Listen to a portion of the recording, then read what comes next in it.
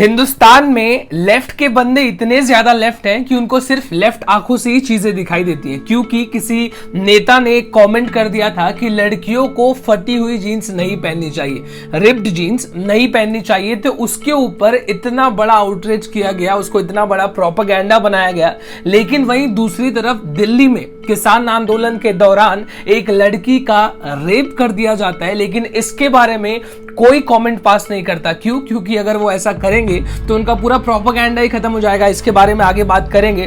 दूसरी तरफ मैं आपको बता दूं, श्वेता तिवारी इंडस्ट्री में काफी समय से काम कर रही है, काफी पुरानी एक्ट्रेस है। इनके ऊपर इनके पति ने असॉल्ट किया, अब्यूज किया, इनके बच्चे को छीना, मारामारी की। उनके सोसाइटी की सीसीटीवी फुटेज भी मैं आपको आगे दिखाऊंगा। इसी के साथ समाचार 2 पॉइंट में आप सभी का स्वागत है। मेरा नाम है देवेश सिंह। आज की वीडियो की शुरुआत करते हैं।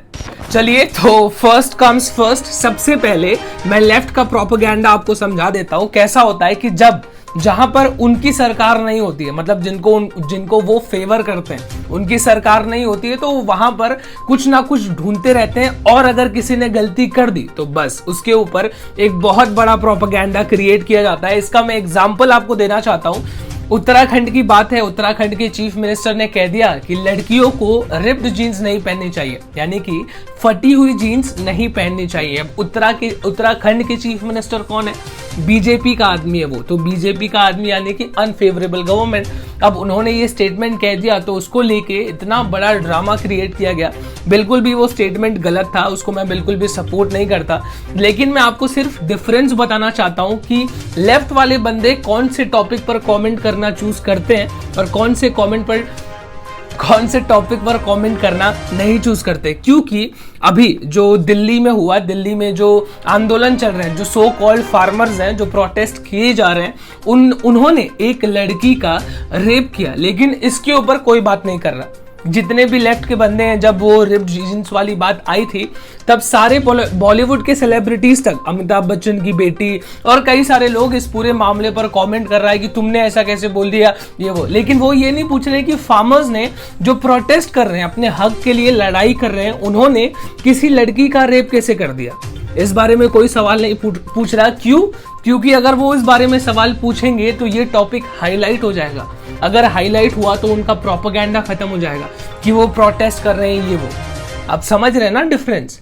अब बात करते हैं श्वेता तिवारी के बारे में। श्वेता तिवारी हो सकता है आपके और आपकी मम्मी के कई सारे फेवरेट सीरियलों में इन्होंने लीड रोल किया हो, इंडस्ट्री में काफी समय से काम कर रही हैं। लेकिन आज हम लोग इनकी निजी जिंदगी के बारे में बात करते हैं। और निजी जिंदगी कुछ इस कदर है कि इनके और इनके पति के बीच कुछ खास जमती नहीं है। इनका हस्बैंड अपने बच्चे की कस्टडी लेना चाहता है, वो भी जबरदस्ती। इस बात को 1 महीना हो गया। एक इंसिडेंट हुआ जहां पर टेरेस पर बिल्डिंग में ये जबरदस्ती अपने बच्चे को खींच के लेके जाता है। ये पूरा मामला सीसीटीवी में कैप्चर हुआ है। लेकिन अब जाके श्वेता तिवारी ने वो सीसीटीवी फुटेज अपने सोशल मीडिया पर, इंस्टाग्राम पर अपलोड कर दिया। उसके नीचे लिखा है कि मैं बहुत ज्यादा समय तक इस वीडियो को यहां पर नहीं रखने वाली। जब सच सबके सामने आ जाएगा तो मैं इसे डिलीट कर दूंगी। इस वीडियो पर एक नजर डालिए।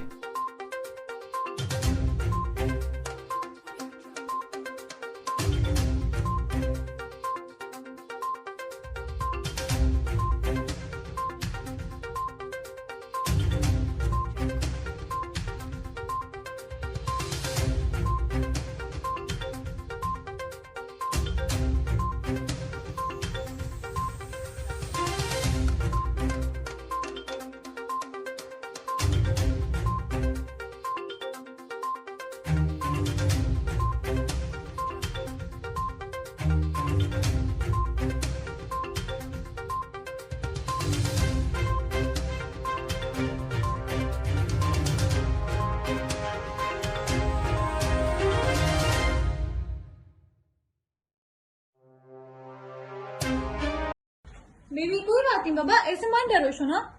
बेबी ऐसे मत डरो, दीदी है ना, दीदी है बच्चे।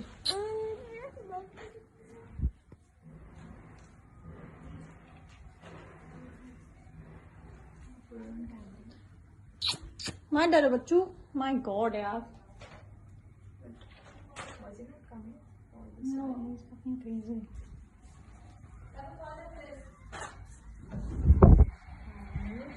श्वेता तिवारी का कहना है कि उनका बच्चा इतना ज्यादा डर चुका है कि वो अपने घर पर खुश नहीं रहता, बेड के अंदर दबा रहता है, किसी से बात नहीं करता। मैं कितनी भी कोशिश कर लूं लेकिन मेरा हस्बैंड अपने बच्चे को परेशान करने पर तुला हुआ है। ये पूरा उनका पर्सनल मैटर है। इस बारे में उन्होंने अब सोशल मीडिया पर बात किया है, तो अब ये मैटर पब्लिक हो चुका है। इस बारे में आपका क्या सोचना है, इस असॉल्ट के बारे में आपका क्या सोचना है, कमेंट करके जरूर बताइएगा। सेंट्रल गवर्नमेंट और सुप्रीम कोर्ट, इनके बीच थोड़ी बहुत तकरार चल रही है, जिसके बारे में भी बात करेंगे। अब सेंट्रल गवर्नमेंट सुप्रीम कोर्ट को भी धमकी देने लग रहा है, मतलब नॉट एग्जैक्टली धमकी, लेकिन एक काउंटर स्टेटमेंट दिया है। उसके पहले मैं आपको बता दूं, अभी अभी सुप्रीम कोर्ट ने एक स्पेशल टास्क फोर्स बनाया था जो ये डिसाइड करेगी कि कौन से जगह पर कितनी ऑक्सीजन भेजनी है ताकि पूरे देश में इक्वली ऑक्सीजन फैल सके। लेकिन इन सारी चीजों से अब सेंटर नाराज नजर आ रहा है। सेंटर का कहना है कि सुप्रीम कोर्ट अब इन मामलों पे काफी ज्यादा इंटरवीन कर रहा है, इतना ज्यादा उनको नहीं करना चाहिए। उनका ये कहना है कि जो सुप्रीम कोर्ट के जजेस हैं उनको ऑन ग्राउंड रियलिटी में कैसे चीजों को टैकल किया जाता है उसके बारे में जानकारी नहीं है, लेकिन उनके पास एक्सपर्टीज तो है। ये मैं कह रहा हूं, उनके पास एक्सपर्टीज तो है, तभी तो वो कुछ ना कुछ सजेशन दे रहे हैं जिससे कुछ और चीजें बेहतर हो सके। लेकिन सेंटर ने एक स्टेटमेंट रिलीज किया है जो मैं आपको पढ़ के सुनाता हूं, काफी इंपॉर्टेंट स्टेटमेंट है। In the absence of any expert advice or administrative experience, leaving the doctors, scientists, experts and executive very little room to find innovation solutions on the go. In times of such grave and unprecedented crisis, the executive functioning of the government needs the discretion to formulate policy in the larger interest. The wisdom of the executive should be trusted. Basically इसका कहना ये है कि जितने भी doctors हैं, scientist हैं, experts हैं, वो ऐसी क्राइसिस में ऑन द स्पॉट एकदम परफेक्ट सोल्यूशन नहीं बना सकते। लोगों को जो एग्जीक्यूटिव है, जो सरकार है, उनके ऊपर भरोसा करना चाहिए। इसके बजाय अगर वो उनके काम में दखल अंदाजी करेंगे तो ऐसी चीजें हो जाएंगी जो हम एक्सपेक्ट भी नहीं कर रहे। लेकिन जो चीजें हम एक्सपेक्ट नहीं कर रहे हैं वो तो ऑलरेडी हो रही है। सरकार से ये सवाल कौन पूछेगा।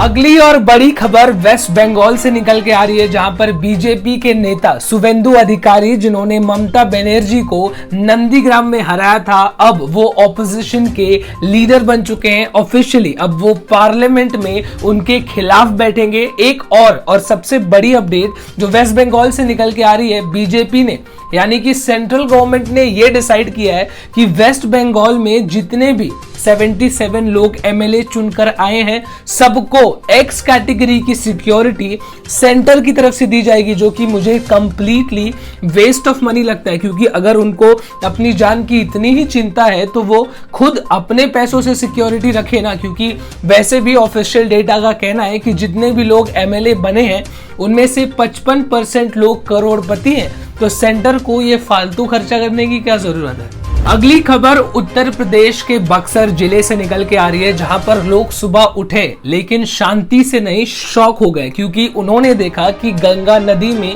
कम से कम 150 डेड बॉडीज तैर रही हैं। आप सोच के देखिए कितना शॉकिंग मंजर होगा जब नदी में दिख रहा है कि 150 डेड बॉडीज तैर रही हैं। जिसके बाद कंप्लेंट दर्ज कराई गई, पूरा प्रशासन वहां पर पहुंचा। डिस्ट्रिक्ट मजिस्ट्रेट का कहना है कि कई सारे लोग ऐसा कर रहे हैं, बॉडी को जला रहे हैं, पूरी तरीके से नहीं जला रहे और आधा ही जला के नदी में फेंक दे रहे हैं, जिसकी वजह से ये सारी चीजें हो रही हैं। उस पूरे मामले पर इन्वेस्टिगेशन चालू करने के लिए डिस्ट्रिक्ट मजिस्ट्रेट ने कह दिया है। उन्होंने कहा ऑफिशियल नंबर सिर्फ 30 बताए, यानी कि ऑफिशियली उनके हिसाब से 30 डेड बॉडीज नदी में देखी गई थी, लेकिन लोकल्स का कहना है कि उन्होंने कुछ नहीं तो कम से कम 150 डेड बॉडीज देखी हैं, वो भी आधी जली हुई। जिसके बाद डीएम ने यह भी कहा कि उन सारी बॉडीज को बाहर निकाला जाएगा और कोविड प्रोटोकॉल्स के हिसाब से उनको जलाया जाएगा। इसका पूरा खर्च सरकार उठाएगी।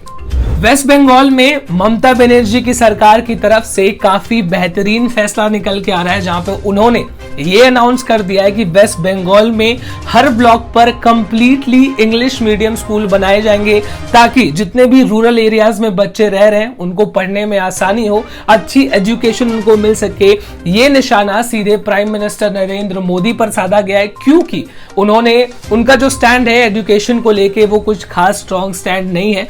कुछ अच्छा उन्होंने एजुकेशन में अभी तक नहीं किया है। एक एजुकेशन पॉलिसी भी आई थी, लेकिन वो इंप्लीमेंट कब तक होगी कोई अंदाजा नहीं है। चाइना ने हमारे पड़ोसी मुल्क बांग्लादेश को सीधे सीधे धमकी दे दी है कि वो क्वाड समिट का बिल्कुल भी हिस्सा ना बने। अगर बांग्लादेश क्वाड समिट का हिस्सा बनता है तो चाइना और बांग्लादेश के बीच के रिश्ते खराब हो जाएंगे, जिसका नुकसान बांग्लादेश को उठाना पड़ेगा। अब जिसको नहीं पता कि क्वाड समिट क्या है तो मैं आपको बता दूं, जैसे यूएन है, यूनाइटेड नेशन एक ग्रुप है जहां पर कई सारे देश होते हैं, वो एक डिसीजन लेते हैं। अगर कोई देश कुछ गलत कर रहा होता है तो उसके खिलाफ भी डिसीजन लिया जाता है। वैसे ही एक ग्रुप है जिसका नाम है क्वाड समिट, जिसके अंदर इंडिया, अमेरिका, जापान और ऑस्ट्रेलिया, ये 4 देश मौजूद हैं, जिसमें बांग्लादेश भी जुड़ने वाला था। लेकिन चाइना के एम्बेसी ने सीधे सीधे बांग्लादेश को धमकी दे दी है कि वो इस ग्रुप में ना जुड़े, क्योंकि चाइना का ऐसा सोचना है कि ये एक एंटी चाइना ग्रुप है जहां पर चाइना के अगेंस्ट में डिसीजंस लिए जाते हैं। उत्तर प्रदेश की सरकार और उत्तर प्रदेश के चीफ मिनिस्टर दोनों ने भी कोविड की सिचुएशन को लेके बड़े बड़े डींगे मार रखे हैं कि हमने कोविड को लेके कुछ बड़ा ही अचीव कर लिया है। ऑक्सीजन की तो कोई कमी नहीं है, पूरी सुविधा कोविड के पेशेंट्स को दी जा रही है। यहां तक कि उन्होंने ये भी कह दिया कि अगर कोई कोविड पेशेंट सरकारी हॉस्पिटल पहुंचता है, उनको वहां पर बेड नहीं मिलता तो सरकार उनको प्राइवेट हॉस्पिटल में ट्रांसफर कर देगी। लेकिन जो सच्चाई है वो इससे बिल्कुल भी विपरीत है। लोकल लोगों का बिल्कुल भी इससे कोई सहमति नहीं है इस बात से। यहां तक कि मैं आपको एक शॉकिंग खबर बता दूं, फिरोजाबाद से बीजेपी के एमएलए, उन्होंने खुद कोविड की सिचुएशन को लेके बिल्कुल भी विपरीत जवाब दिया है। उनकी जो धर्म पत्नी है उनको एक कोविड हॉस्पिटल में एडमिट किया गया था। उनका कहना है कि 3 दिनों तक उनको जमीन पर सुलाया गया, क्योंकि कोई बेड हॉस्पिटल में मौजूद नहीं था, ना उनको खाना दिया जाता था, ना उनको पानी दिया जाता था। यहां तक कि परिवार वालों को यह तक नहीं पता था कि उनकी क्या सिचुएशन है। ये बीजेपी के एमएलए हैं जो ये सारी बातें कह रहे हैं। तो आप समझ सकते हैं उत्तर प्रदेश में कोविड को लेके सिचुएशन कैसा है। इसी के साथ आज की न्यूज अपडेट्स में बस इतना ही। कल आपसे फिर से मुलाकात करेंगे, तब तक आप अपना ख्याल रखिए। This is me Devesh Singh signing off. जय हिंद।